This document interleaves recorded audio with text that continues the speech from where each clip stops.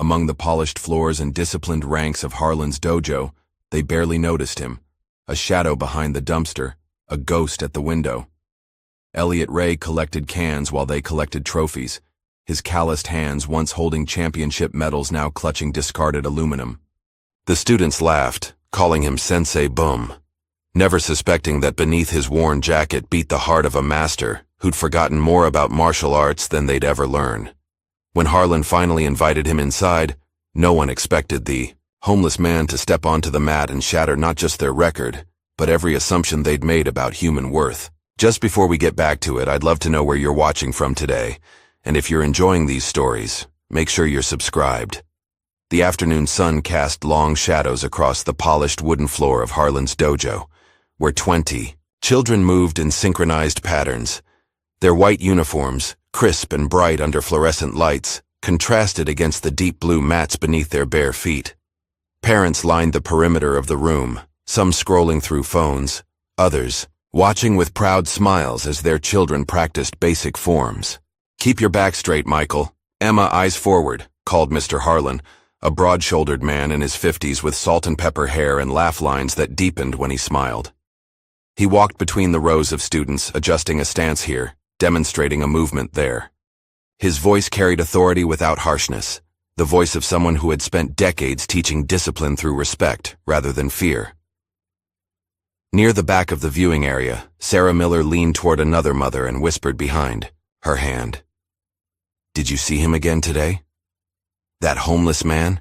The other woman, Jennifer Adams, nodded with a concerned frown. "Third time this week. Just sleeping back there behind the dumpsters.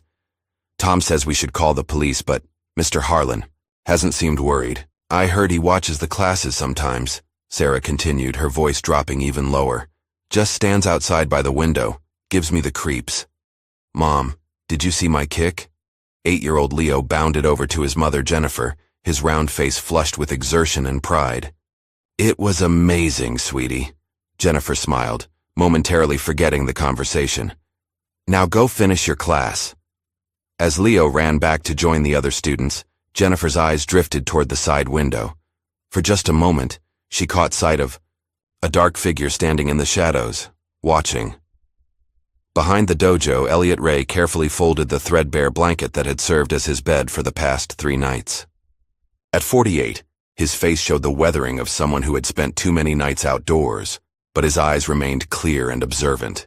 His beard, though untrimmed, was clean, and despite his worn clothing, there was something in his posture that suggested dignity, shoulders straight, head held high. He methodically placed the blanket into his backpack alongside his few possessions, a dog-eared paperback, a water bottle, a small first aid kit, and a faded photograph protected in plastic. The distant sound of children's voices counting in unison drifted from the dojo's open back door. 1, 2, 3, 4. Elliot paused, listening. A small, almost imperceptible smile touched his lips before disappearing. He zipped his backpack and began gathering aluminum cans from around the dumpster, placing them carefully in a separate plastic bag. Each movement was deliberate, economical, nothing wasted. The back door of the dojo opened suddenly, and Elliot straightened, ready to apologize or leave quickly if needed. A young boy stepped out, Leo, the same one who'd been practicing his front kicks minutes earlier. "Hi," Leo said, curiosity written across his freckled face. "Are you collecting those?" Elliot nodded once. "Yes, recycling." "Oh," Leo seemed surprised by the man's voice, soft-spoken, articulate, with no trace of aggression. "My mom says you sleep out here sometimes." "Sometimes," Elliot acknowledged, no defensiveness in his tone. "It's quiet here." Leo glanced back at the door, then pulled a slightly squashed sandwich from his pocket. "This is my extra lunch sandwich. Mom always packs 2, but I'm full already." He held it out and Elliot hesitated, studying the boy's face for signs of mockery or fear. Finding none, he carefully accepted the offering. "Thank you," he said, bowing slightly from the waist in a gesture that seemed oddly formal. "That's very kind." Leo's face lit up at the unexpected response. He started to say something else when a sharp voice cut through the air. "Leo, get back inside. Now!" A tall teenager with a blue belt stood in the doorway, his arms crossed over his chest. Travis Wilson, 17 and the dojo's most competitive student, glared at Elliot with undisguised disdain. "Coming, Travis," Leo called back, then whispered to Elliot, "Sorry," before hurrying inside. Travis lingered in the doorway. "You need to stop hanging around here, man. You're freaking people out." Elliot said nothing, just continued gathering cans. "What? You think you're learning karate by staring through the window?" "Hey, everybody," Travis called back into the dojo. "Sensei Bum thinks he's going to be a black belt." Laughter echoed from inside, and Travis smirked before shutting the door with unnecessary force. Elliot remained still for a long moment, his expression unreadable. Then he picked up his bags and moved toward the side of the building. Inside, the advanced class had begun. Teenage students sparred in pairs while Mr. Harlan observed, occasionally offering corrections. Through the side window, Elliot watched a young girl practicing a kata, a choreographed sequence of movements. Her brow furrowed in concentration as she struggled with a particular turn. Her foot placement was slightly off, causing her to lose balance at the pivot point.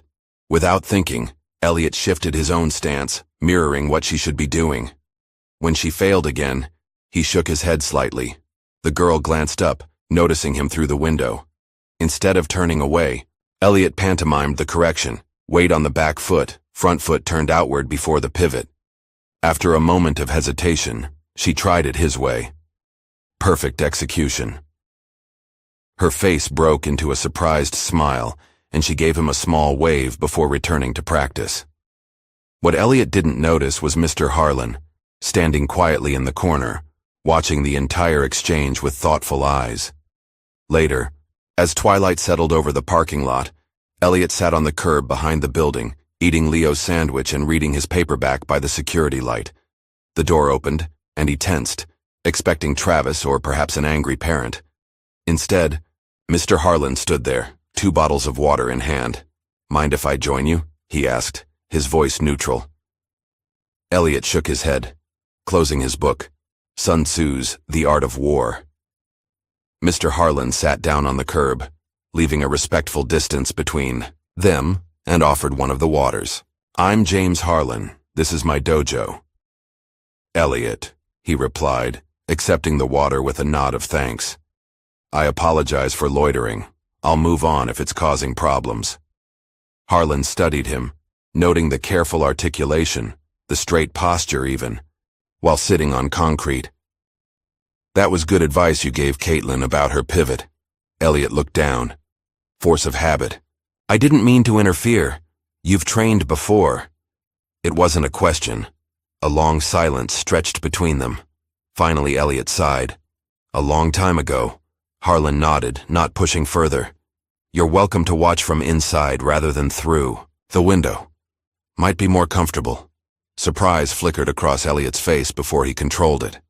"That's generous, but I don't think everyone would be comfortable with that arrangement." "Probably not," Harlan agreed candidly. "Their loss." He stood, brushing off his pants. "The offer stands. And Elliot, that spot behind the building, no one will bother you there. At least it's out of the rain."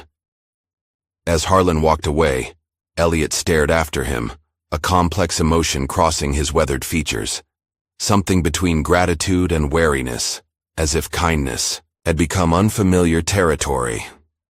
Over the next week, whispers about the dojo stalker spread through classes and parent circles. Elliot continued his routine, collecting cans, reading in the parking lot, occasionally watching classes from a distance. Some days he disappeared entirely, only to return the following evening. "Did you hear about the homeless guy?" Michael asked during water break, huddled with several other students. "My dad says he might be dangerous." "He's not dangerous," Leo defended. "He's just quiet." "Then why does he hide and watch us?" another student challenged. "It's weird." Travis, who had been listening nearby, snorted. "Because he's a creep. Or maybe he thinks he's learning secret ninja moves." He adopted an exaggerated stance, swaying drunkenly. "Master of trash foo." The children laughed. all except Leo, who looked uncomfortable. Unknown to them, Mr. Harlan had been within earshot.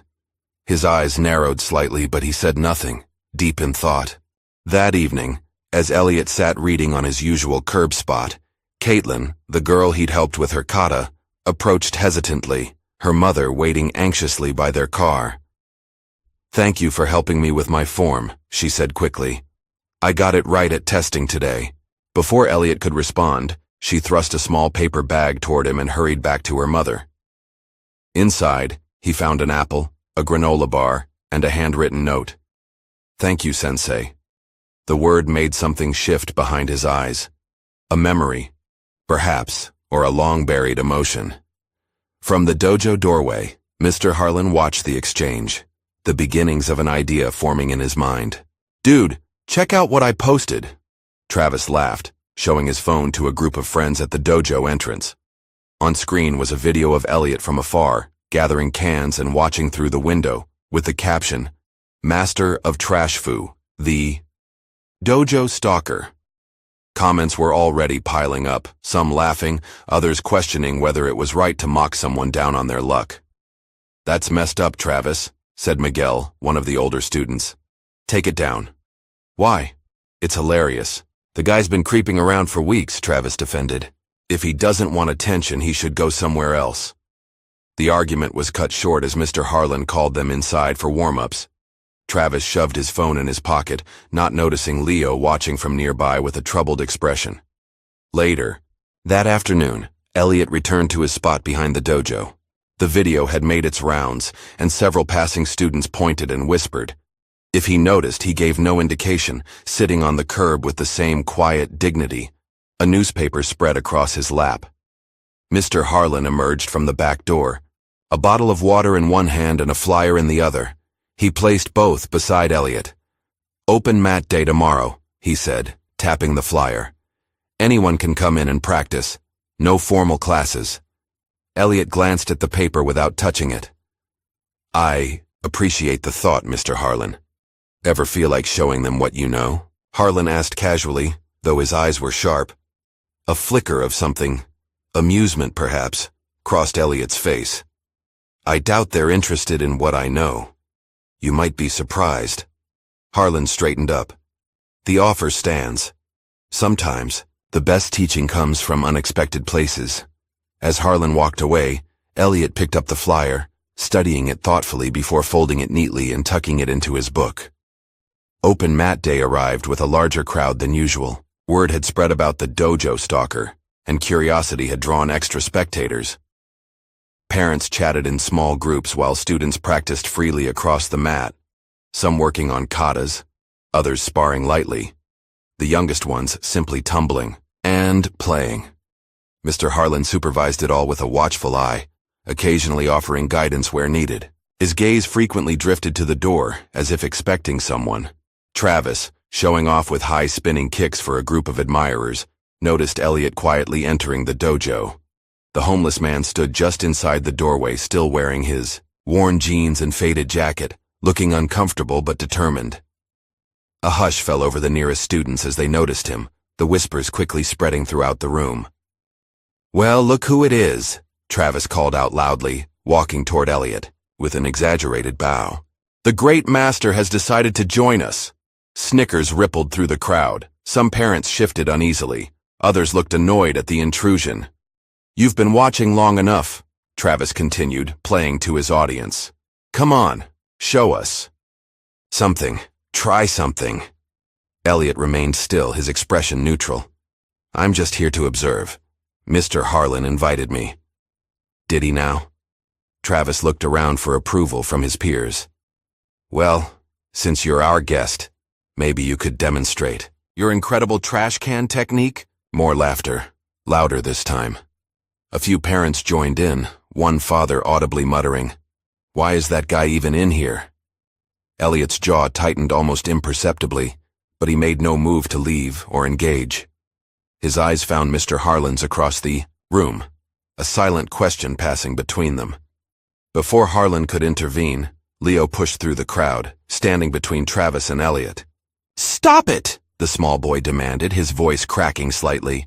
He's not hurting anybody. He helped Caitlin with her kata. Oh, we've got a defender. Travis laughed, ruffling Leo's hair dismissively. Relax, kid. We're just having fun. It's not fun, it's mean, Leo insisted, his small hands balled into fists at his sides. The room grew uncomfortably quiet. Mr. Harlan finally stepped forward, his presence immediately commanding attention. That's enough, Travis, he said firmly. Then turning to Elliot with a gentler expression, Actually, I was hoping you might demonstrate something for us today.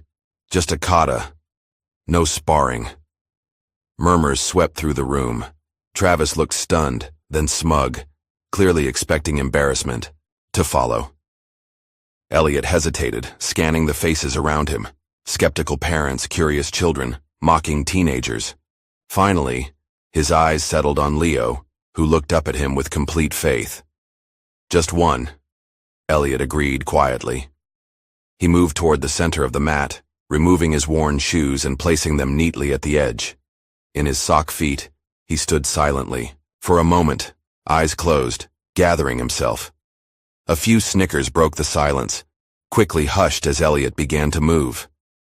The transformation was immediate and stunning. His body, which had seemed ordinary moments before, suddenly displayed extraordinary control. Each movement flowed with precision.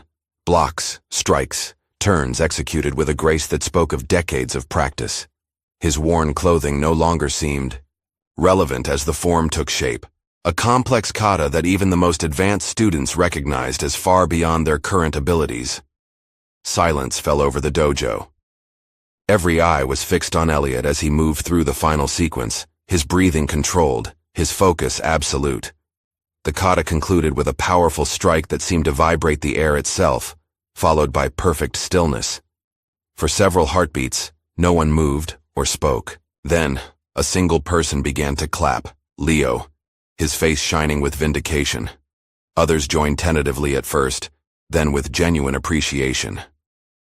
That was Goju Shiho, Mr. Harlan said into the silence that followed, naming one of the most advanced, katas in karate. 54 steps of the wooden man, few masters perform it that well. Parents began whispering urgently to one another, Who is this guy? Did you see that? I've never seen anything like it. Travis stood slack-jawed, his earlier mockery forgotten. When he finally recovered, his competitive nature surfaced. That was pretty good, he admitted reluctantly. But kata is just choreography. How about some light sparring, to show the kids some practical application? The challenge hung in the air. Mr. Harlan opened his mouth to intervene, but Elliot spoke first. Thank you for allowing me to share, he said simply, bowing deeply to the room, then specifically to Travis. Without another word, he walked back to his shoes, slipped them on, and headed for the door. Wait, you're leaving, Travis called after him, a mix of relief and disappointment in his voice. What, afraid to spar? Elliot paused at the doorway, looking back with the first real smile anyone had seen on his face. Small but genuine. A good martial artist knows when to engage and when to walk away, he said quietly. Another day, perhaps. With that, he was gone, leaving the dojo buzzing with speculation and Travis standing alone on the mat, his challenge unanswered, yet somehow still defeated. The next morning, Mr. Harlan arrived early at the dojo to find Elliot sitting on the front steps, waiting. I appreciate what you did yesterday, Elliot said without preamble. But I shouldn't have come. It's caused more disruption than help. Harlan unlocked the door, considering his words carefully. I disagree. Those kids and their parents needed their assumptions challenged. So did I. He pushed the door open and gestured for Elliot to follow him inside. After a moment's hesitation, Elliot did. Elliot M. Ray, Harlan said once they were alone in his office. National karate champion, 2004 and 2005. Former Marine. Disappeared from the competition circuit in 2006. Elliot's face remained impassive, but something flickered in his eyes. You've been researching me. Of course I have. A man with your talent shows up behind my dojo? I'd be a fool not to look into it. Harlan leaned against his desk. What I can't figure out is how a national champion ends up homeless. Life doesn't always bow to your plans, Elliot replied, the practiced evenness of his tone suggesting he'd explained this many times before, or perhaps had stopped explaining it altogether. I won't press you for details, Harlan said, but I would like to make you an offer. Help instruct my beginner classes. In exchange, you get meals and a clean place to sleep in the back room. It has a shower, a small fridge. Not luxury, but... Why? Elliot interrupted, genuine confusion breaking through his careful composure. You don't know me. And your clients, they won't all approve. Harlan smiled slightly. Because that kata yesterday wasn't just technically perfect. It had soul. That's rare. He paused. As for my clients, let me worry about them. Some will complain. Others will understand what an opportunity this is. Elliot looked away, conflict evident on his face. I haven't taught in a very long time. Like riding a bike, Harlan replied. Just without the falling off part, hopefully. A reluctant smile tugged at Elliot's mouth. I'll consider it. Before Harlan could respond, the front door chimed as someone entered the reception area. They heard Leo's voice, bright with excitement. Mom, can I show you the move Elliot did yesterday, please? Elliot and Harlan exchanged a look. Think about it, Harlan said quietly. But don't think too long. That boy out there already believes in you. Others will follow. As they walked out to greet Leo and his mother, neither man noticed Travis's father watching through the front window, his expression dark with disapproval as he took out his phone and began typing a message to other parents. The whispers that had started yesterday were about to become much louder. By afternoon, word had spread through the parent community. Opinions were sharply divided, some excited about a former champion possibly teaching their children, others uncomfortable with Harlan's decision to invite a homeless man into their carefully cultivated space. Travis stood in his kitchen, listening to his father on the phone. I'm telling you, Mark, it's completely inappropriate. I don't care if he was a champion 20 years ago. The man's been living behind dumpsters. Who knows what issues he has? And Harlan just brings him in without consulting any of us? Travis thought about the kata he'd witnessed, the undeniable skill, the intensity of focus. Despite himself, he was impressed and troubled. The man he'd mocked so easily had turned out to be something entirely different from what he'd assumed. His father hung up, looking satisfied. Well, that's that. Mark is contacting the local paper. If Harlan wants to make this a public matter, so will we. Dad, Travis began hesitantly. Maybe we should... Travis, trust me. His father cut him off. People like that need help, sure, but not around children. Not teaching our kids. There are proper channels for that sort of thing. Travis nodded, but doubt lingered. He picked up his phone, thumb hovering over the delete button on his Master of Trash Fu post. After a moment's hesitation, he put the phone down without taking action, the mocking image still visible on his screen. The early morning light filtered through the blinds of Mr. Harlan's office as he sat hunched over his computer, coffee cooling beside him. The search results on his screen painted a picture of a life in fragments: newspaper clippings, tournament results, military commendations. Elliot M. Ray, 3 consecutive national karate championships in the early 2000s.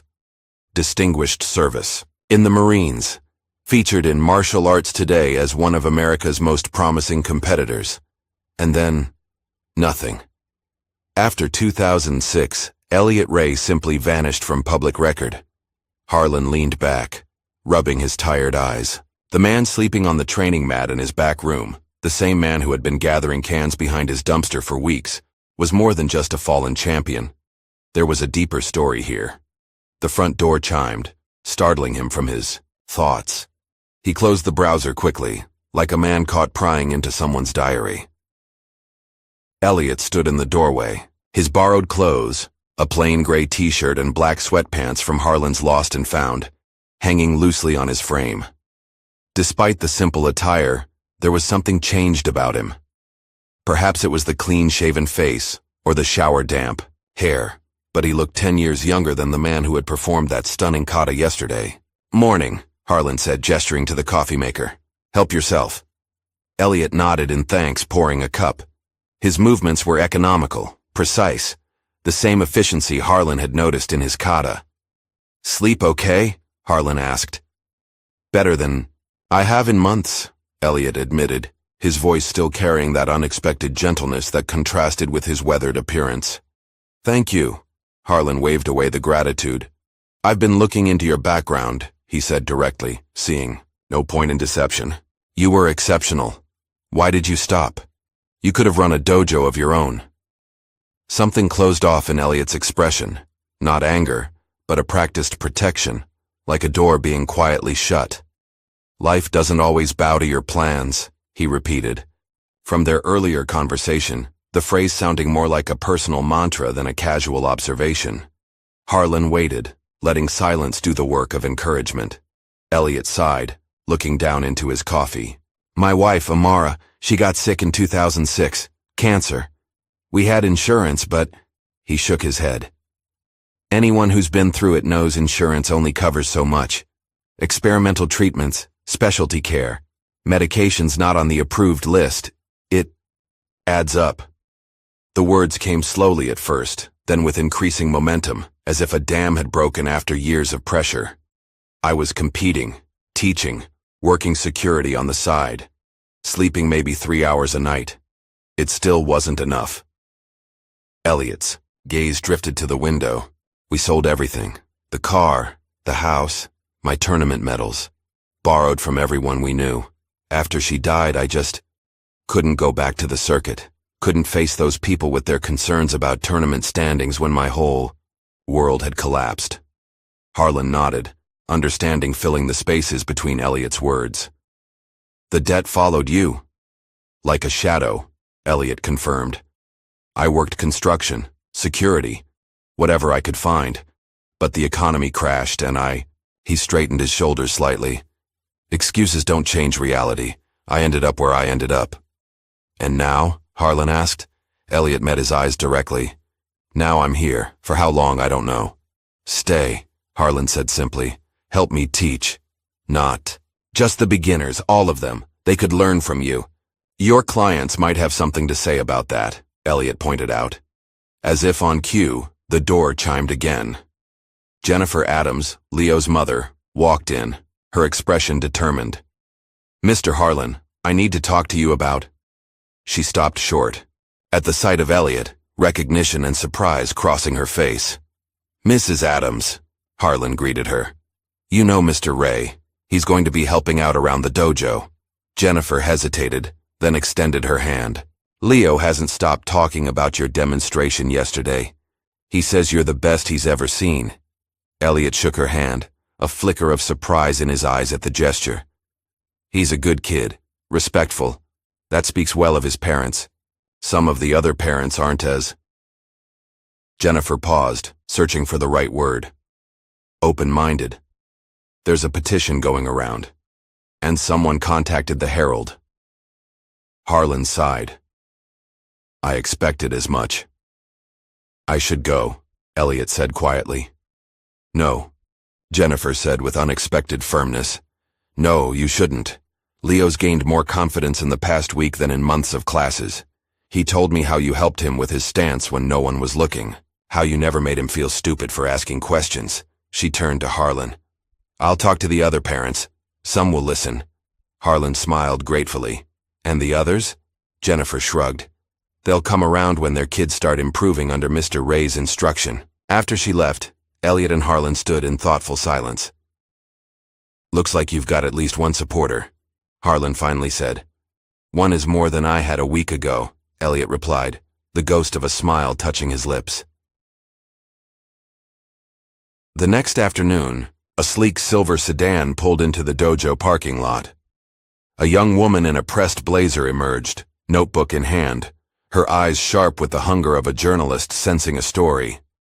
Megan Taylor, 26, had been with the Herald for just under a year. Long, enough to know that human interest stories were her ticket to bigger assignments. And this one had all the elements: a fallen champion, controversy, redemption. If it played out right, it could be her first feature. Inside, she found Harlan leading a class of teenagers through drills. Off to the side, a man she immediately recognized as Elliot Ray from her research was quietly demonstrating a technique to Leo. "Keep your weight centered," he was saying, gently adjusting the boy's stance. "Power comes from balance, not just strength." Megan watched, noting the natural authority in Elliot's manner, not imposed, but earned. The contrast between his worn appearance and fluid movements was striking. After class, Harlan introduced them. "Elliot, this is Megan Taylor from the Herald. She'd like to interview you." Wariness immediately replaced the calm focus in Elliot's eyes. "I'm not interested in being a story, Ms. Taylor." "People are already talking," she countered. "Wouldn't you rather they heard the truth from you than speculation from others?" Elliot considered this, then nodded once. No photographs. They sat in Harlan's office, the door left partially open. Megan positioned her recorder between them. "Let's start with the obvious question," she began. "How does a national champion end up homeless?" "The same way anyone does," Elliot replied evenly, "one loss at a time." He shared the outline of his story, the competitions, his wife's illness, the crushing debt, without self-pity or dramatization. Facts stated plainly, as if reading a weather report. "Do you want people to feel sorry for you?" Megan asked bluntly. Elliot's response was immediate and firm. "No. Pity is useless to everyone involved." "Then what do you want?" The question seemed to catch him off guard. He was silent for a long moment. "Dignity," he finally said. "The same thing everyone wants." Megan's expression softened slightly. "Some parents are concerned about your situation. They worry about having their children taught by someone who's been living on the streets." "Their concern is natural," Elliot acknowledged. "I would worry too in their position. All I can offer is my knowledge and my word that I would never bring harm to any student." "And what would you say to those who think you're exploiting this situation, using Mr. Harlan's generosity?" A flicker of something, perhaps anger, quickly controlled, crossed Elliot's face. "I'd say judgment comes easily to those who've never had to ask for help." Megan nodded, writing that down word for word. "One last question, Mr. Ray. What do you hope to achieve here?" Elliot looked through the partially open door, where Leo was still practicing the move he'd been taught earlier. "Second chances are rare," he said quietly. "I'm just trying not to waste mine." As Megan's article took shape at the Herald office, life at the dojo settled into a new rhythm. Elliot began teaching fundamentals to the beginner classes, his patient instruction drawing positive feedback from most students and parents. But not all. "I don't understand how you can allow this," Mark Wilson, Travis's father, confronted Harlan after a class. "The man was living behind your dumpster, for God's sake." "And now he's not," Harlan replied calmly. "He's a certified instructor with more tournament experience than anyone in this county." "That was 20 years ago. Who knows what's happened since then?" Mark lowered his voice, though his anger remained evident. "My son says he disappeared for 3 days last week. Where did he go? What was he doing? Have you even run a background check?" Across the dojo, Travis watched the argument with discomfort. Since Elliot's demonstration, he'd found himself oddly conflicted. The skills Elliot displayed were undeniable, exactly the kind of mastery Travis aspired to, yet admitting this meant acknowledging how wrong he'd been in his mockery. Meanwhile, Leo had attached himself to Elliot like a shadow, absorbing every correction, every instruction with remarkable dedication. Other younger students had begun to follow his example, forming a small but devoted group. After hours, when the dojo emptied, Elliot would train alone, moving through advanced katas with an intensity that spoke of more than practice. It was almost like meditation, a way of processing emotions too complex for words. One evening, Harlan stayed late, watching from the doorway as Elliot executed a particularly challenging sequence. "You're holding back when you teach," Harlan observed. "Why?" Elliot completed the form before answering. "They're not ready for more. Some are. Travis, for instance." A complicated expression crossed Elliot's face. Travis has talent and anger, a dangerous combination. Harlan nodded in agreement. He's trying to figure you out. They all are. He paused. Did you know we have a board-breaking record here? 8 stacked pine boards. No one's touched it in 12 years. Elliot raised an eyebrow. Your point? Sometimes people need something tangible, something they can see and hear. Breaking boards isn't about strength. It's about focus, commitment, following through. Harlan smiled slightly. Just something to think about. As Harlan turned to leave, Elliot called after him. Whose record is it? The 8 boards? Mine, Harlan replied. From when this place first opened and I had something to prove. Elliot nodded thoughtfully, turning back to his training with renewed concentration. The Herald article appeared the following Sunday, featuring Elliot's story under the headline, From Champion to Homeless, a Master's Return to the Mat. Megan had written it with surprising sensitivity, focusing on Elliot's journey without sensationalism. She described his teaching style, the respect he showed each student, and included quotes from Leo and Jennifer about the positive impact he'd had.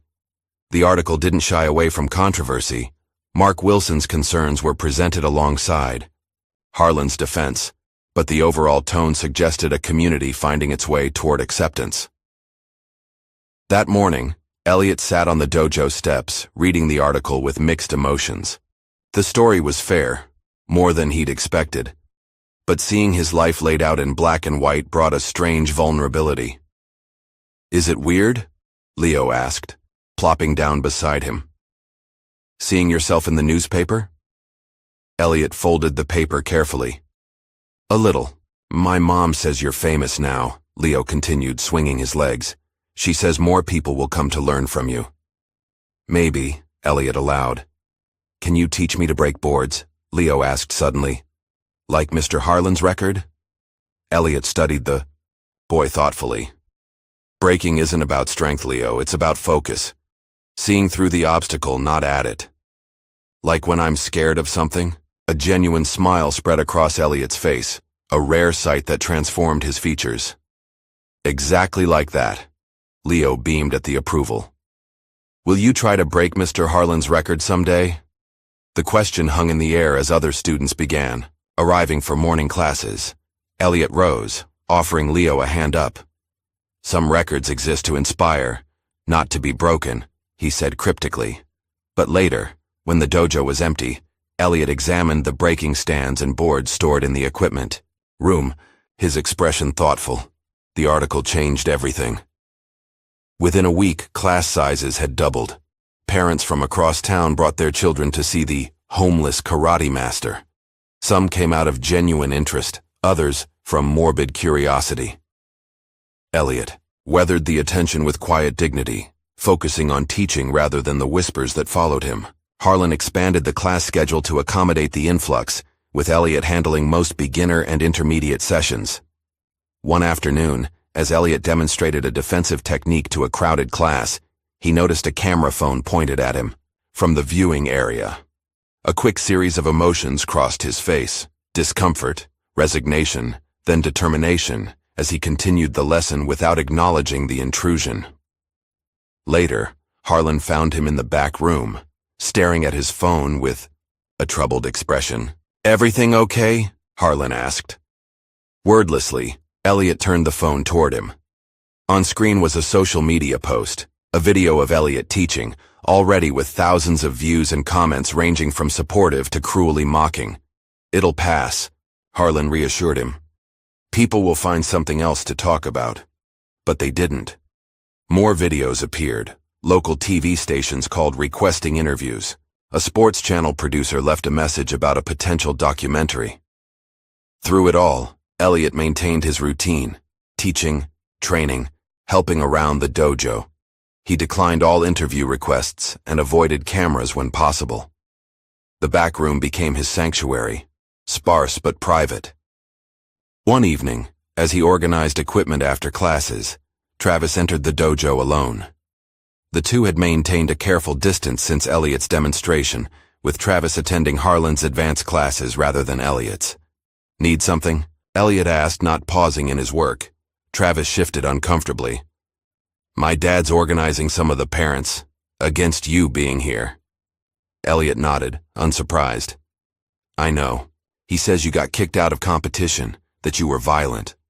Travis hesitated. Is that true? Elliot set down the training pads he'd been stacking. No. Then why'd you disappear? You were at the top. Sometimes life gives you different priorities. Elliot studied Travis thoughtfully. Your reverse punch has power, but you drop your guard when you execute it. The abrupt change of subject caught Travis off balance. What?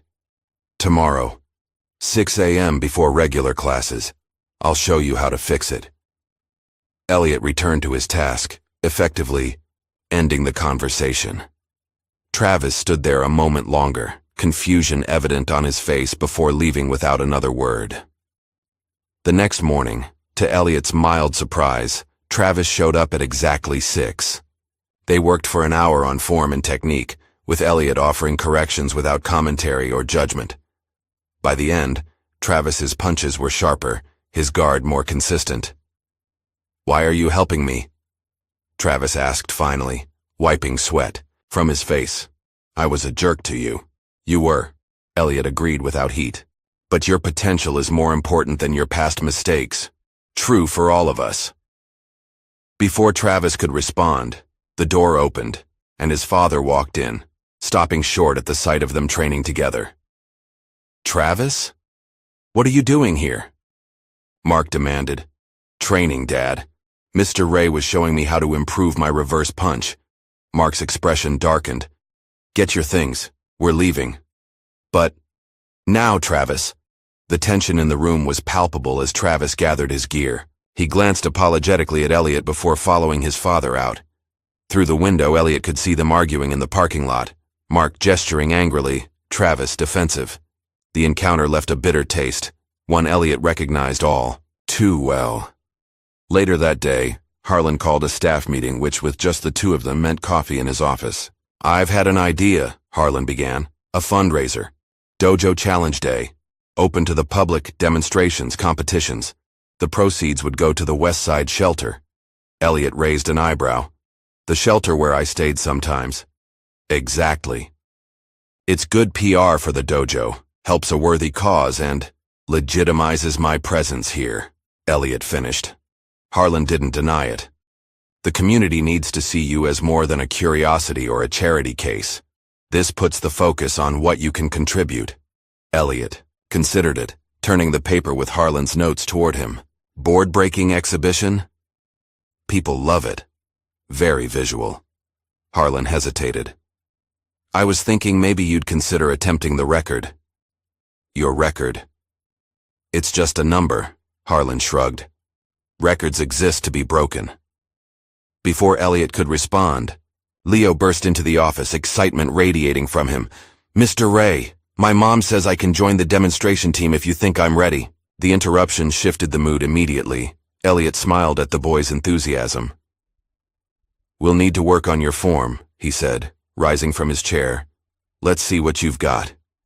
As they moved to the training floor, Harlan watched thoughtfully. The fundraiser idea had taken root, and he began making calls that afternoon. Local businesses agreed to sponsor. The Herald promised coverage. Even the mayor expressed interest in attending. What no one anticipated was how quickly things would unravel. 3 days before the fundraiser, Travis approached Elliot after class, his expression troubled. My dad found some old videos of you, he said without preamble. From a tournament in 2005. He's showing them to the other parents. Elliot's face revealed nothing. What videos? You fighting some guy. It got really intense. You. Travis hesitated. You broke his arm.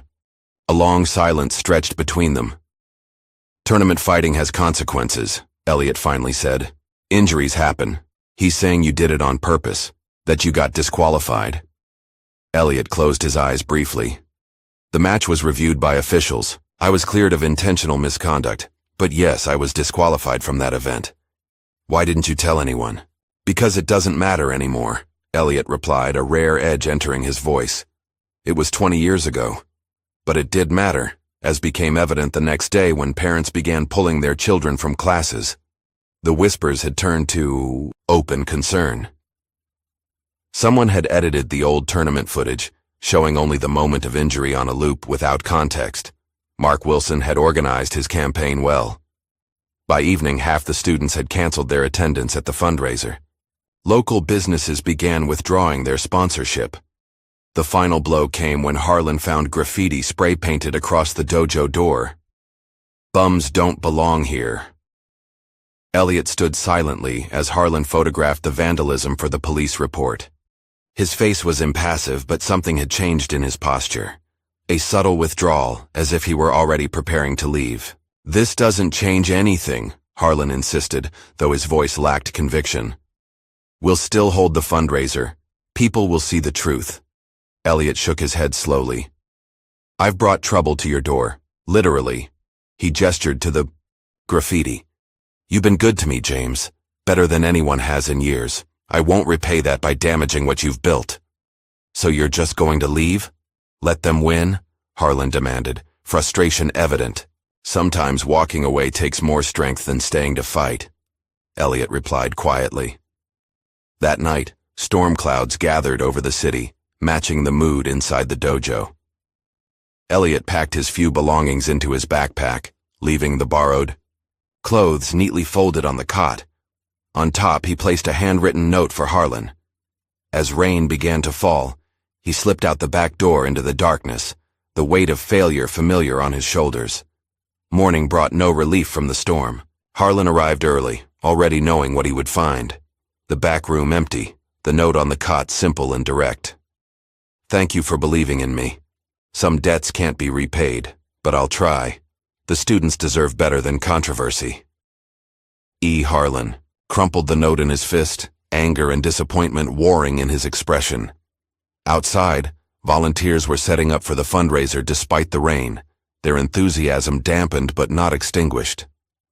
Leo arrived with Jennifer, immediately, searching for Elliot. "Where's Mr. Ray?" he asked, his small face creased with worry. "He promised to help me with my demonstration." Harlan knelt to the boy's level. "Elliot had to leave for a while, Leo. I'm not sure when he'll be back. But he has to come." Leo insisted, tears welling in his eyes. "He promised, and he's supposed to break the boards." Jennifer placed a gentle hand on her son's shoulder. "Leo, sometimes people have to leave even when they don't want to." "He'll come back," Leo said with absolute certainty. He wouldn't leave without saying goodbye. As the day progressed, the rain intensified. Attendance was sparse. The local news crew arrived, but their interest had shifted from a feel-good story to controversy. Mark Wilson gave an interview outside, speaking of community standards and proper role models. Inside, Harlan went through the motions, leading demonstrations with the students who had remained loyal. The board-breaking exhibition was postponed, then canceled as equipment was damaged by rain leaking through the roof. By evening, it was clear the fundraiser had failed. Volunteers began packing up early, expressions grim. "He's not coming, is he?" Leo asked as the last guest departed, his earlier confidence fading. Harlan looked out at the rain-swept parking lot. "I don't think so, buddy." "It's not fair," Leo said, his voice small. "He was good. He helped everyone." "Life isn't always fair," Harlan replied, the words tasting bitter. "Sometimes the people who deserve a second chance don't get one." As they turned to go inside, headlights swept across the lot. A taxi pulled up and a figure emerged. Elliot, soaked from the brief walk, a determined set to his shoulders. Leo broke into a run. "Mr. Ray, you came back!" Elliot caught the boy in a one-armed hug, his expression softening. "I made a promise." Harlan approached more slowly, questioning without words. "I came for the boy," Elliot explained simply, "and for myself." He looked past Harlan to the nearly empty dojo, the abandoned fundraiser setup, and nodded once, accepting the situation without comment. "We still have the boards," Harlan said after a moment. "If you're interested." A small smile touched Elliot's lips. "Let's give them something to remember." As they walked inside together, the rain began to ease, clouds parting to reveal the first stars of evening, small points of light in the darkness, persistent and unwavering. The morning after the failed fundraiser dawned clear and bright, as if nature itself had decided to grant a fresh start. Inside the dojo, Harlan and a small group of volunteers worked quickly to salvage what they could of the event. Tables were wiped dry, equipment checked for water damage, and a makeshift schedule hastily drawn up. "You really think people will come back?" Jennifer asked, as she helped Leo arrange chairs in front of the demonstration area. Harlan glanced toward the back room where Elliot was changing into a clean gia he'd provided. "They will. Trust me." The doubt in Jennifer's eyes was clear, but she nodded, turning back to her task with renewed determination. In the back room, Elliot stood before a small mirror, adjusting the white uniform that felt both foreign and familiar against his skin. It had been years since he'd worn a proper gi, the fabric crisp and weighted with memory and meaning. He ran his fingers along the worn black belt Harlan had lent him, tracing the frayed edges that spoke of years of dedication. Soft knock interrupted his thoughts. "People are starting to arrive," Harlan said, leaning against the doorframe. "More than I expected," Elliot nodded, tightening the belt with practiced motions. "Thank you for this," he said quietly. "Whatever happens today, thank you." Harlan studied him for a moment. "You ready to break some boards?" A small smile touched Elliot's lips.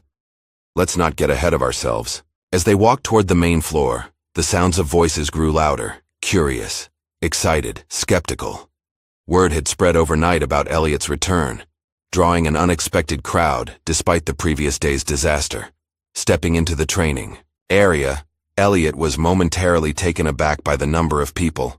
Parents, students, community members, even a few faces he recognized from his nights at the shelter.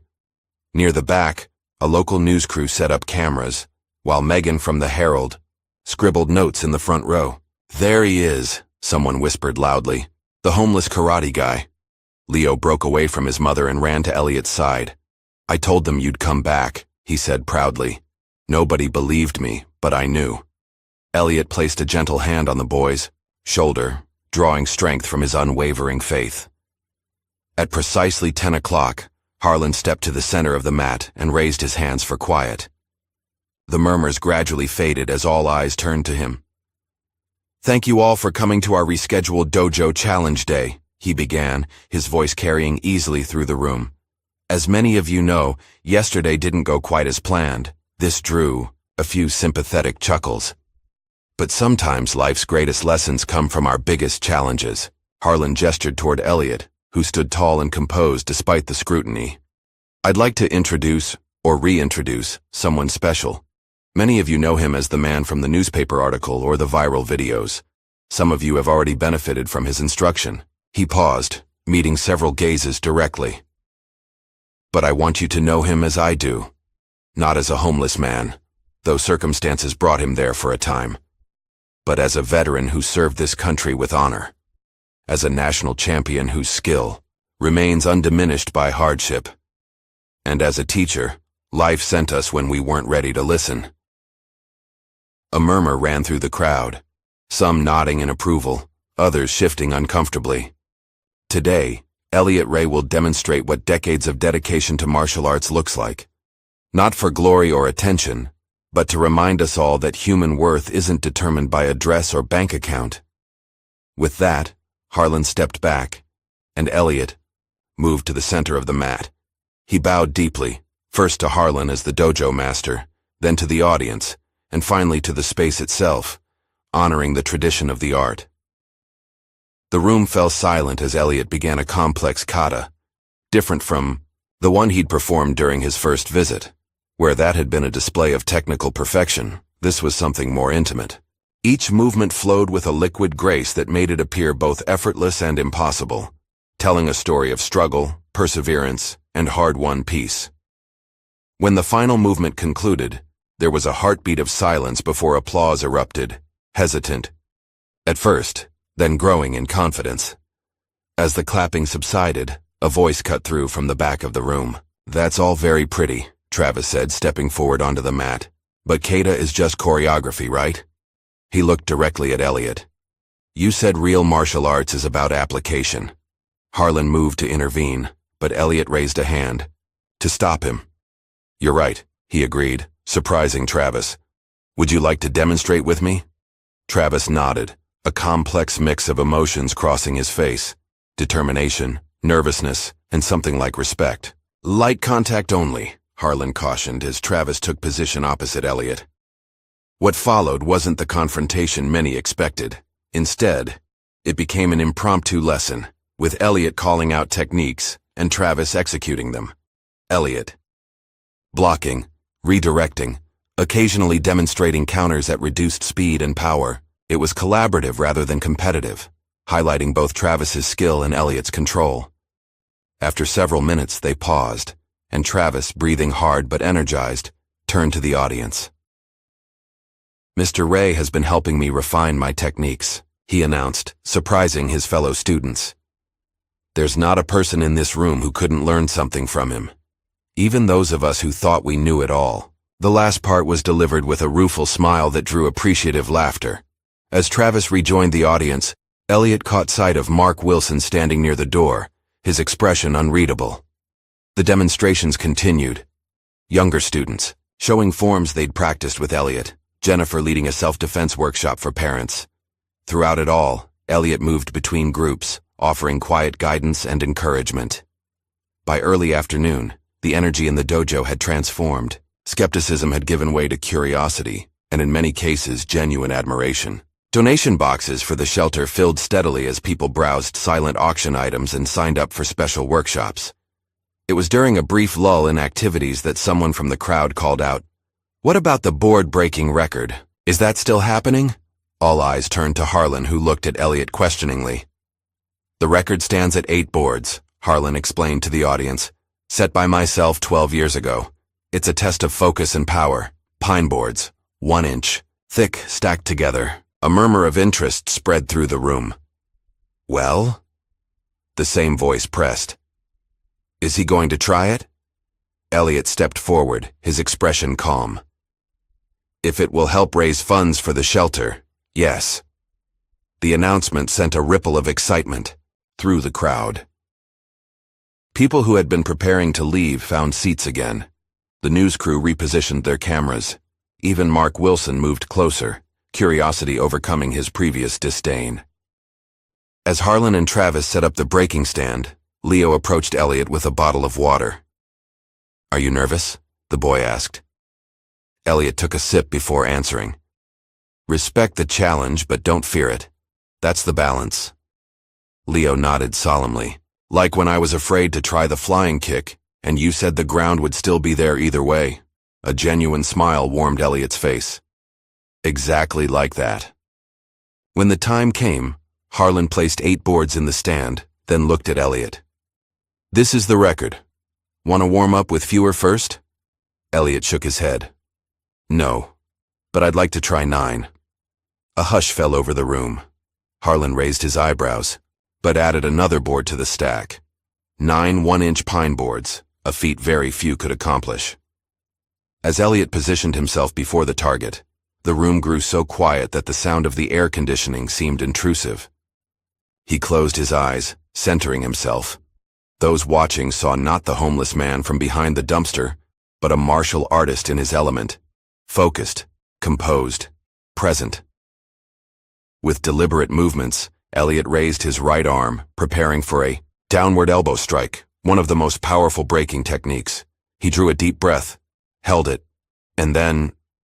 "Wait," he said suddenly, opening his eyes. "One more." Murmurs of surprise rippled through the audience as Harlan, after a moment's hesitation, added a 10th board. 10 boards, Harlan announced, his voice betraying a mix of concern and awe. "No one has ever attempted this many in this dojo." Elliot resumed his stance, closed his eyes once more, and breathed deeply. In that moment of perfect stillness, it seemed as if the entire room breathed with him, a collective holding of breath, in anticipation. When the strike came, it was almost too fast to follow, a blur of controlled power, his elbow driving down through the center of the stack with an explosive ki shout that seemed to come from his very core. Crack! The sound was like a gunshot in the quiet room. For a split second, Nothing seemed to happen. And then, all 10 boards separated cleanly, falling away from the stand in perfect halves. The room erupted. People jumped to their feet, applauding and cheering. Leo's excited voice could be heard above the din. "He did it! He broke them all!" Elliot straightened, breathing hard but composed, and bowed to the audience. As he did, his eyes met Mark Wilson's, across the room. The man gave a single, almost imperceptible nod before turning away. Not acceptance, perhaps, but acknowledgement. Harlan clapped a hand on Elliot's shoulder, grinning broadly. "I think we just raised a lot of money for that shelter," he said. As cameras flashed and people pressed forward with congratulations, Elliot felt something he hadn't experienced in years. A sense of belonging, hard-won and fragile, but real. D.O. Room's explosion of energy following Elliot's board break seemed to reverberate beyond the dojo walls. Children rushed forward, wide-eyed with excitement. Parents clapped enthusiastically, some even standing on chairs to capture the moment on their phones. Leo jumped up and down, tugging at his mother's hand and pointing. "Did you see? 10 boards. 10. Reporters surged toward Elliot, microphones extended, questions overlapping. "How does it feel to break the record? Was this a comeback moment for you? What message do you have for people who doubted you?" Harlan stepped in, creating a buffer between Elliot and the press. "Let's give Mr. Ray some space. There'll be time for questions later." As the initial chaos subsided, people formed a more orderly line to congratulate Elliot. Among them was Sarah Miller, one of the mothers who had been most vocal about her concerns. "I owe you an apology," she said quietly, extending her hand. "I judged without knowing. My son Michael has talked about nothing but your classes for weeks." Elliot shook her hand, his expression warm but reserved. "No apology needed.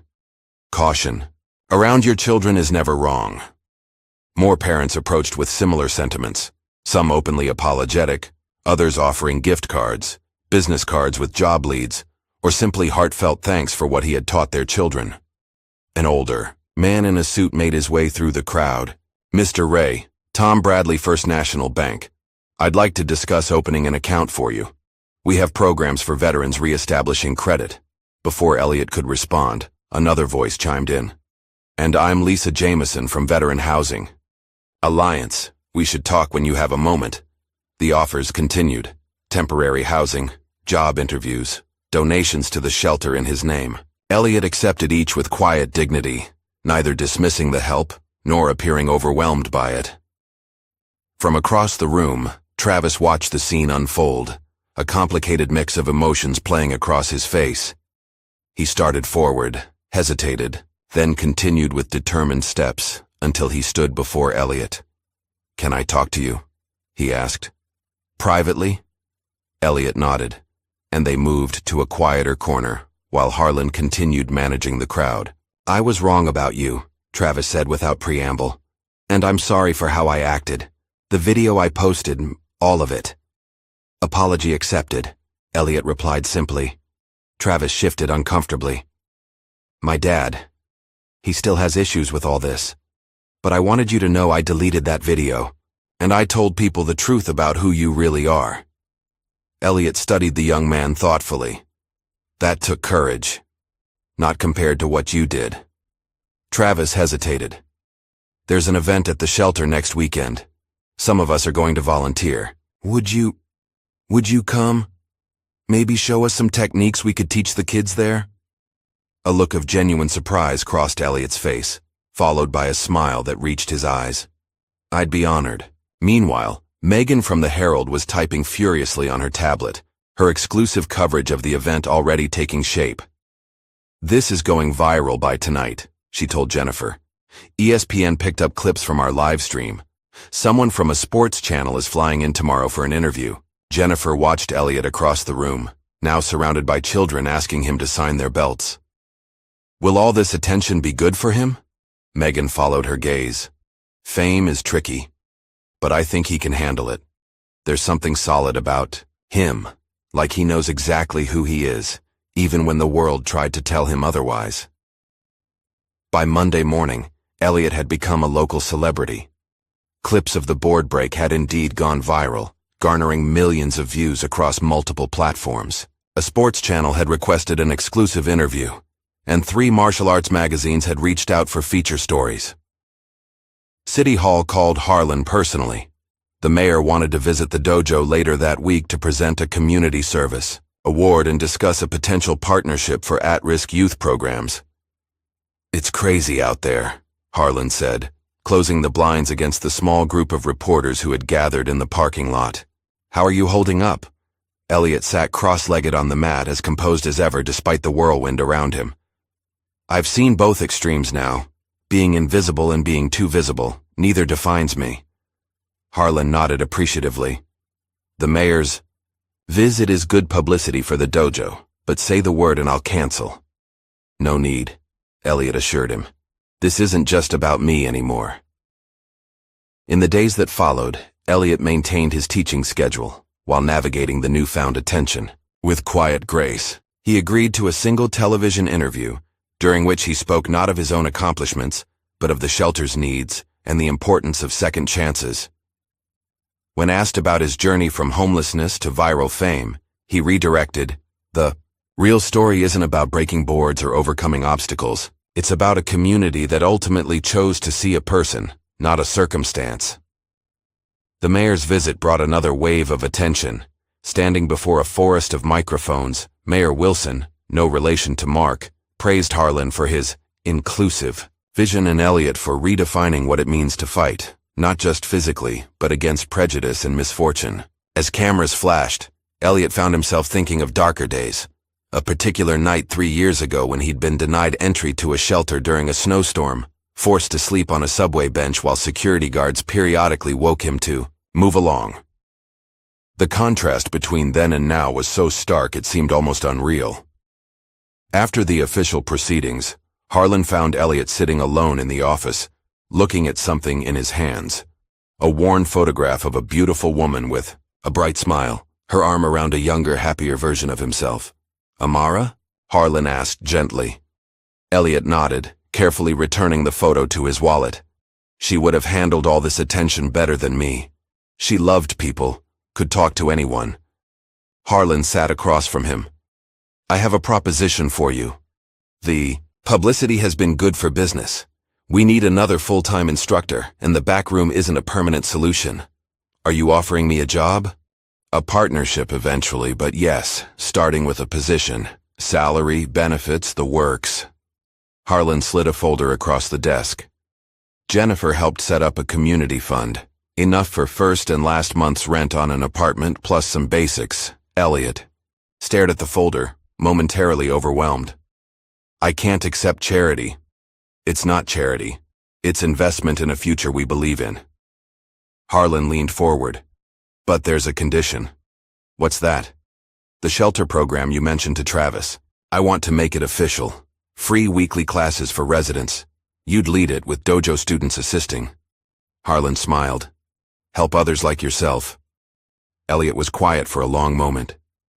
"I'd need to start small. Focus on discipline and self-control first, practical techniques later." "So that's a yes?" Elliot extended his hand. "It's a yes." The following weekend, Elliot led the first martial arts class at Westside Shelter. Travis and 3 other advanced students assisted as 15 shelter residents, men, women, and a few teenagers, gathered in the community room, its furniture pushed aside to create a makeshift training area. "This isn't about fighting," Elliot began, looking each participant in the eye. "It's about finding center when everything around you feels chaotic. It's about discipline when life seems to have none." Among the participants was a young man with angry eyes who reminded Elliot of himself years ago, defensive, distrustful, expecting disappointment. "What's your name?" Elliot asked him during a basic stance exercise. "James," the young man muttered, barely participating. "Your stance is too narrow, James. You'll be off balance if anyone pushes you." James glared. "What's the point of this? Karate doesn't get you a job or a place to stay." Elliot adjusted the young man's feet gently but firmly. "No, it doesn't. But it might give you the discipline to keep a job once you find one. The patience to deal with people who look at you the way you're looking at me right now." James held the stance reluctantly. "When they call you names, Elliot continued quietly. Make your stance stronger. When they doubt you, prove them wrong. With action, not words. He stepped back, assessing James's posture. Better. Now hold it for 30 seconds. By the end of the session, James was asking when the next class would be held. Outside the shelter, Travis waited as Elliot locked up. The community room. That went well, he said. Even that angry kid seemed to come around. Everyone needs something to believe in, Elliot replied. Sometimes it's easier to start with believing in yourself. They walked toward Harlan's car, where Leo was waiting, excitedly to tell Elliot about his progress on a new kata. The sky was turning golden with sunset, casting long shadows across the parking lot. Mr. Ray, Leo called, waving. I've been practicing all day. Show me, Elliot encouraged, his expression softening. As Leo launched into an enthusiastic if imperfect demonstration, Elliot watched with the same focused attention he gave all his students, present, patient, seeing potential rather than flaws. Later, that evening back at the dojo, Harlan found Elliot reviewing plans for the shelter program expansion. The local YMCA had offered space for larger classes, a sporting goods chain had donated equipment. 2 other dojos in neighboring towns had reached out about starting similar initiatives. It's spreading, Harlan observed, gesturing to the proposals. Like ripples in a pond. Elliot nodded, a quiet satisfaction in his eyes.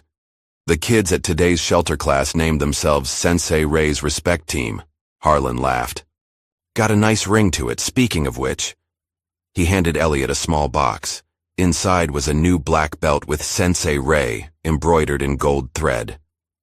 The students pitched in, Harlan explained. They wanted you to have something that was yours, not borrowed. Elliot ran his fingers over the stitching, visibly moved. Thank you. For everything. Don't thank me yet, Harlan warned with a smile. Leo's mother is organizing a community dinner next week to officially welcome you to the neighborhood. You'll have to make a speech. Elliot groaned softly. I'm better with demonstrations than words. Some demonstrations speak louder than any speech could, Harlan replied. You've already given this community the message it needed to hear. As night fell over the dojo, lights still burned in the office where Elliot began drafting curriculum for both his regular classes and the shelter program. On his desk sat a framed photo of his late wife beside a newspaper clipping about the board-breaking record. Past and present side by side, not as separate chapters but as parts of a continuous story. Outside, a light rain began to fall. But unlike so many nights before, Elliot Ray had a roof over his head, purpose in his hands, and the knowledge that tomorrow people would be waiting for him, not with judgment, but with respect. 3 months after breaking the board record, Elliot Ray's life had transformed in ways he could scarcely have imagined. The small apartment near the dojo, paid for initially by the community fund, was now maintained by his steady income as the dojo's associate instructor. Simple furniture filled the once empty rooms, a used couch, a dining table with 4 chairs, bookshelves gradually accumulating volumes on martial arts philosophy and teaching methods. On the wall of his living room hung 3 framed items: the newspaper article about his board break, his new black belt certificate signed by Harlan, and a photograph of his late wife Amara. Past and present in careful balance. His morning routine had become predictable. Wake at 5, meditate for 30 minutes, train alone at the dojo before classes began at 9. The stability felt almost surreal after years of uncertainty, each day a surprise of where he might sleep or what he might eat. But with stability came a new kind of pressure. Good morning, Mr. Ray, called the barista at the coffee shop where he stopped each morning. Saw you on that morning show yesterday. You were great.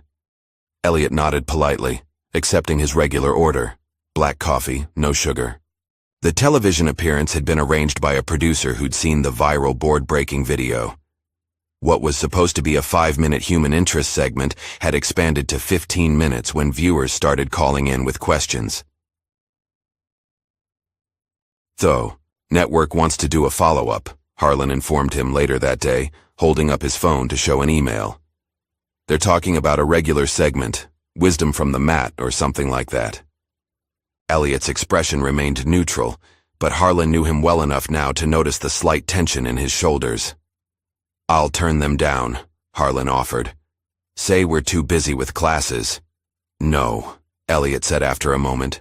"The publicity helps the shelter program. We've doubled participation since last month. It wasn't just television. Martial arts equipment companies had sent free gear for the shelter classes. A publisher had reached out about a possible book deal. 3 different clothing brands wanted him to endorse their athletic wear. The attention was a double-edged sword. While it brought resources and recognition to causes Elliot cared about, it also meant constant scrutiny, people watching, recording, analyzing his every move and word. That evening, Elliot was scheduled to speak at a community center fundraiser. The room was packed beyond capacity, faces turned expectantly toward the podium as he was introduced. "And we're honored to have with us tonight a man who has inspired so many with his journey from homelessness to becoming a community leader. Please welcome Elliot Ray." Applause washed over him as he approached the microphone. The light seemed suddenly too bright, the crowd too large, too close. He gripped the edges of the podium, centering himself as he would before a kata. "Thank you for," he began, but was cut off by a photographer's flash directly in his face. The bright light triggered something unexpected. A rush of memory, not of cameras, but of explosions. Heat, sand, shouting, his squadron under fire in a foreign desert years ago. The room seemed to tilt sideways. Sweat beaded on his forehead as the walls appeared to close in. The faces before him blurred, becoming unrecognizable. Without finishing his sentence, Elliot stepped back from the podium. "I apologize," he managed to say, his voice tight. "Excuse me." He walked off the stage with as much dignity as he could muster, straight through a side door and into the cool night air. Behind him, confused murmurs spread through the audience. Harlan found him 10 minutes later, sitting on a bench in the parking lot, his breathing slowly returning to normal. "PTSD?" Harlan asked quietly, sitting beside him. Elliot nodded once. "Hasn't happened in a while. You never mentioned your service experiences. Some things are harder to talk about than others." Elliot looked up at the stars. "The crowds, the attention. It's getting to be too much. I'm not built for this, James." "For what? Success?" Elliot shook his head. "For becoming someone I can't live up to again." He met Harlan's concerned gaze. "Before Amara got sick, I had everything. Trophies, sponsorships, recognition. When it all fell apart, the crash was devastating." "You're afraid of losing it?" "All a second time," Harlan observed. "I'm afraid of believing I'm only worth something when people are watching and applauding." Elliot's honesty was raw, unfiltered. "When I was homeless, at least I knew who I was without all the external validation." Harlan considered this. "So what do you want to do?" "Focus on teaching. The regular classes, the shelter program. That's where I can make a difference without becoming a spectacle." Elliot gestured toward the community center.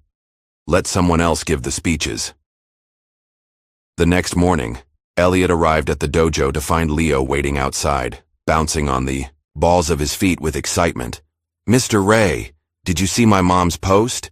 I did the whole kata without any mistakes." Elliot smiled, the tension from the previous night easing slightly.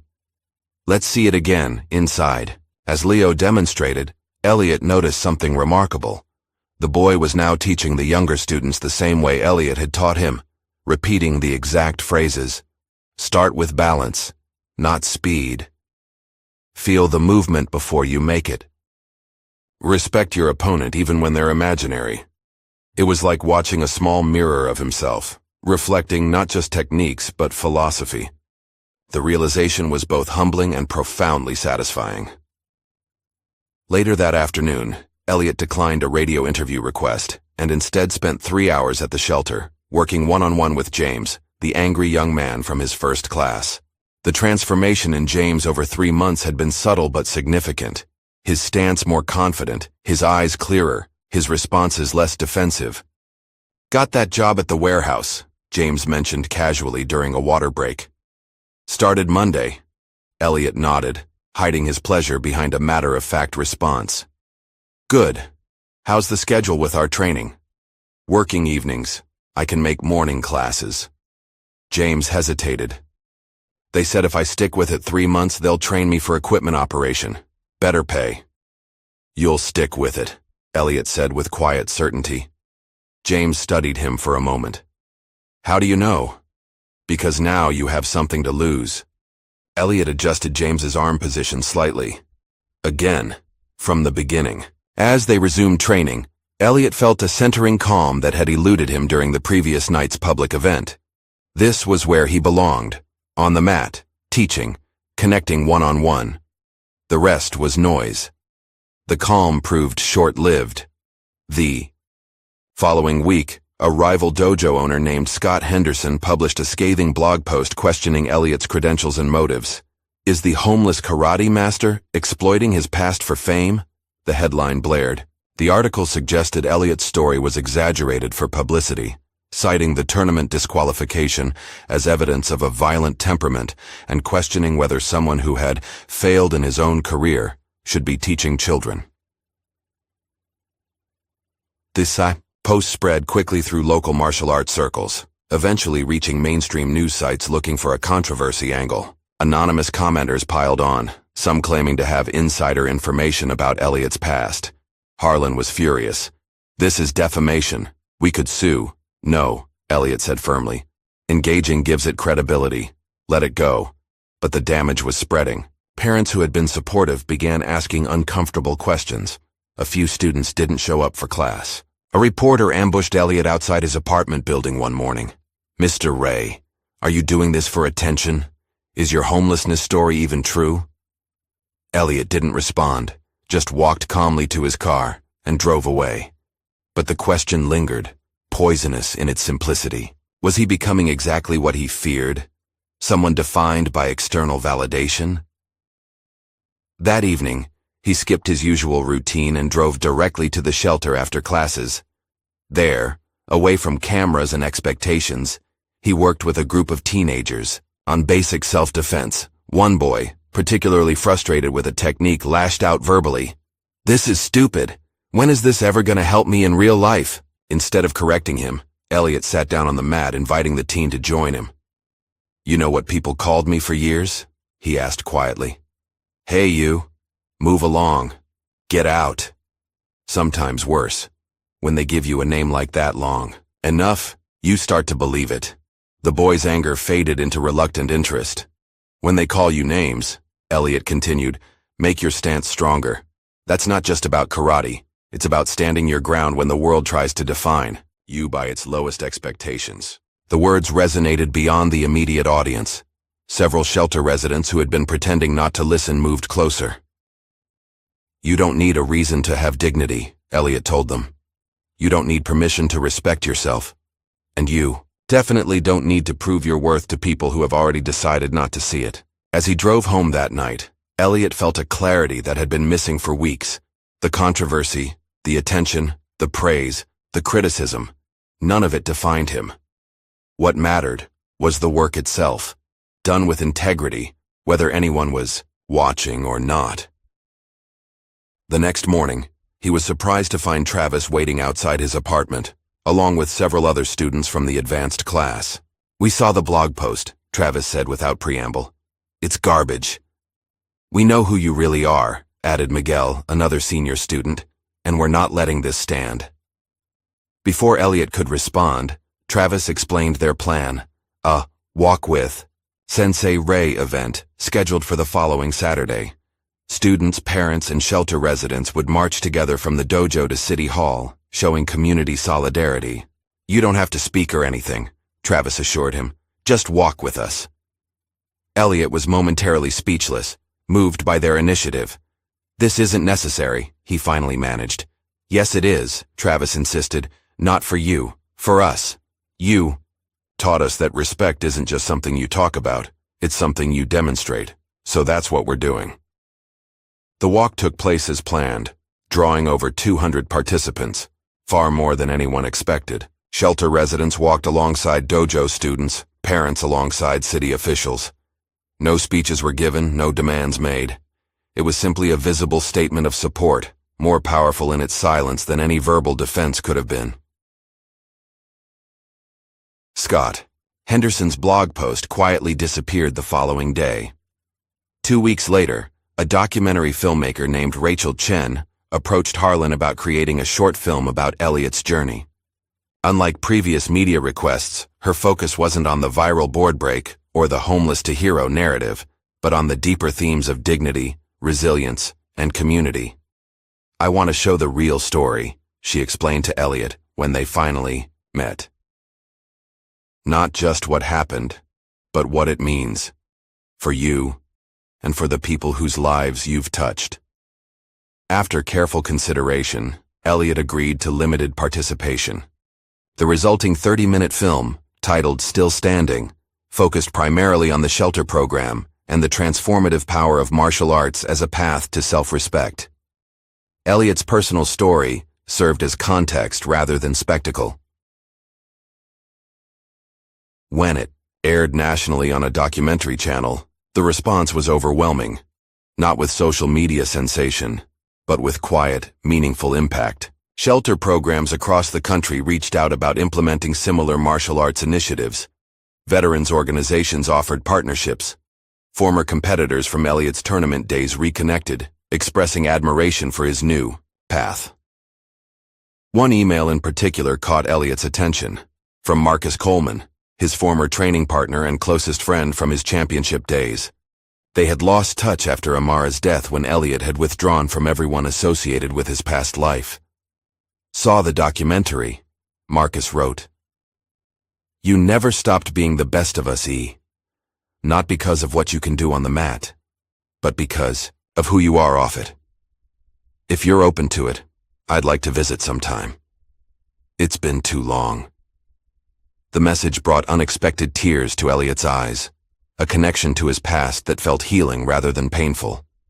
He replied immediately with an invitation. That night, Elliot sat at his small dining table, laptop open before him.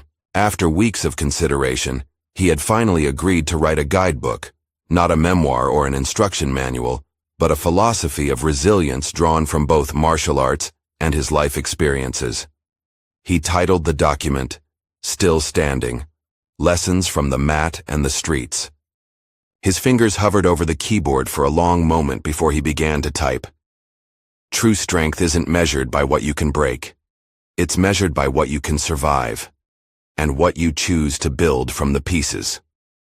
1 year to the day after, Elliot had performed his first kata in Harlan's dojo. The training floor was packed with students. The once struggling neighborhood martial arts school now had a waiting list for new enrollments and had expanded its schedule to accommodate growing demand. Elliot stood at the front of the class, his black belt now bearing golden embroidery that identified him as Sensei Ray. The students before him represented a cross-section of the community, children from affluent families training alongside, scholarship recipients from the shelter program, teenagers who had once mocked him now listening attentively to his instruction. Martial arts isn't about defeating others, he was saying. It's about mastering yourself. Your true opponent is always internal: doubt, fear, anger, complacency. His teaching style had evolved over the months, still patient and precise, but now infused with the quiet confidence of someone who had found his purpose. The transformation went beyond physical appearance, though that too was remarkable. Gone was the gaunt, weathered man who had collected cans behind the dumpster. In his place stood a respected teacher, his face relaxed, his eyes clear and focused. After class, as students filed out, Leo approached with a carefully wrapped package. "This is from all of us," he said, his voice cracking slightly with the awkwardness of early adolescence. No longer the small boy who had offered a sandwich to a stranger, Leo had grown several inches and recently earned his green belt.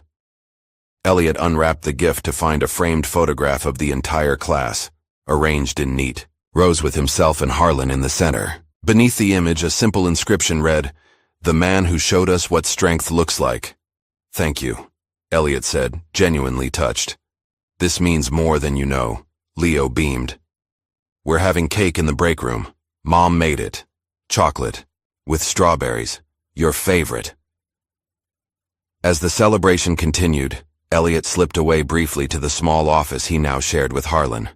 On his desk sat a letter that had arrived that morning from Amara's former oncologist, acknowledging Elliot's final payment on the medical debt that had once seemed insurmountable. He took out the worn photograph of Amara that he always carried, gently touching her face through the protective plastic. "We made it," he said softly. A knock at the door interrupted the private moment. Harlan entered, carrying a small plaque. "This came from the contractor. Ready whenever you are." Elliot nodded, carefully returning Amara's photo to his wallet. Together they walked to the main entrance where the installation team waited. The new plaque was simple but elegant, designed to be mounted beside the dojo door. It read, "Strength is not what you break, it's what you survive." Sensei Reyes. The workers began the installation. A group of unfamiliar faces entered the dojo. 5 children ranging from 8 to 15, accompanied by an older woman. "Can I help you?" Harlan asked. "We're from Westside Shelter," the woman explained. "These kids just arrived in our program yesterday. They heard about the classes and begged to meet the guy who broke all the boards." Elliot stepped forward, bowing slightly to the children. "Welcome to Harlan's dojo. I'm Sensei Rei." The youngest girl, no more than 8, with bright eyes and tightly braided hair, looked up at him with undisguised admiration. "Can you teach us to break boards too?" Elliot exchanged a glance with Harlan, who nodded encouragingly. "How about we start with proper stance?" Elliot suggested, leading them to the mat. "Everything begins with a strong foundation." To everyone's surprise, Leo stepped forward. "I can show them the warm-up exercises, Sensei, if that's okay?" Elliot nodded, feeling a surge of pride as he watched Leo begin guiding the newcomers through basic stretches. The boy demonstrated each movement carefully, his instructions clear and patient, a mirror of Elliot's own teaching style. "He's becoming quite the instructor," Harlan observed quietly.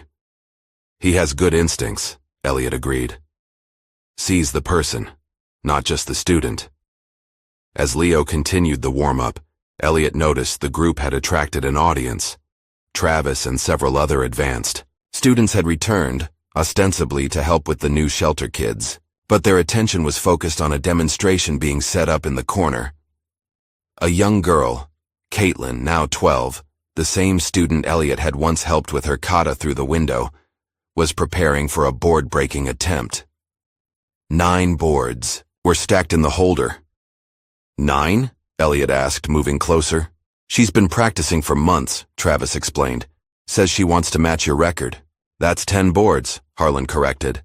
Travis shook his head. "She says 9 is enough, that it's not about the number."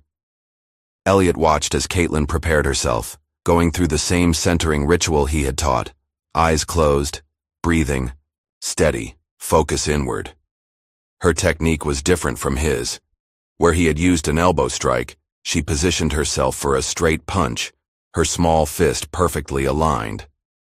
The room fell silent as she opened her eyes, fixed her gaze on the center of the stack, and struck with unexpected speed and precision. Crack! For a heartbeat, nothing happened. Then all 9 boards split cleanly, falling away from the stand. The room exploded with cheers. Elliot clapped the loudest, his face alight with genuine pride. Caitlin turned to him, seeking his approval.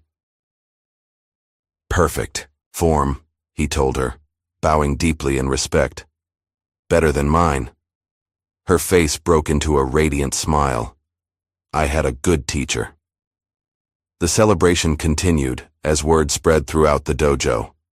Parents who had arrived early for the next class joined in the applause. Even Mark Wilson, who had gradually come to a grudging acceptance of Elliot's role, nodded in acknowledgement from the doorway. Later, as the excitement settled and preparations began for the next class, Elliot found a quiet moment with Harlan. "Remember, when you said records exist to be broken?" he asked. Harlan smiled. "Some do. Others exist to inspire what comes next." 9 boards, Elliot mused. She could have done 10. We both know it. But she understood the real lesson, Harlan replied. It was never about the number. Elliot nodded, watching as Caitlin showed her technique to the shelter children, their eyes wide with possibility. The real record isn't counted in boards or trophies. No, Harlan agreed. It's counted in lives changed, including yours. As evening fell, Elliot walked through the quiet dojo after the last class, turning off lights and checking that equipment was properly stored. The routine had become a meditation of sorts, a daily ritual that marked the transition from teacher back to student, always learning, always growing. His phone buzzed with a message from Marcus, confirming his visit the following weekend. Another buzz followed, a photo from James at the shelter, proudly displaying his official forklift operator certification. Outside, the spring air was mild as Elliot locked the dojo door. His apartment was only a 10-minute walk away, a journey he had come to enjoy regardless of weather. The neighborhood had become familiar territory, shopkeepers nodding in recognition, neighbors offering greetings. His presence no longer a curiosity, but simply part of the community fabric. As he walked, Elliot's thoughts drifted to the documentary, filmmakers' question during their final interview. After everything you've experienced, what would you tell someone who feels like they've lost everything? His answer then seemed even more true now. They laughed when I asked for one chance, but life only needs one break to open back up. Reaching his apartment building, Elliot paused to look back at the path he'd traveled, not just the odd physical distance from the dojo, but the much longer journey from despair to purpose. The weight of his backpack was comforting against his shoulders, no longer containing all his worldly possessions but carrying the day's lesson plans, student evaluations, and a draft of his upcoming book. He was no longer homeless. He was home. With that thought, Elliot Ray climbed the steps to his apartment, head high, moving forward into the life he had rebuilt. One stance, one lesson, one day at a time. Was it 10 wooden boards Elliot broke that day? Or was it our preconceptions about human worth that shattered most completely? If this story moved you, please like, subscribe, and share to help others discover that sometimes our greatest teachers appear where we least expect to find them.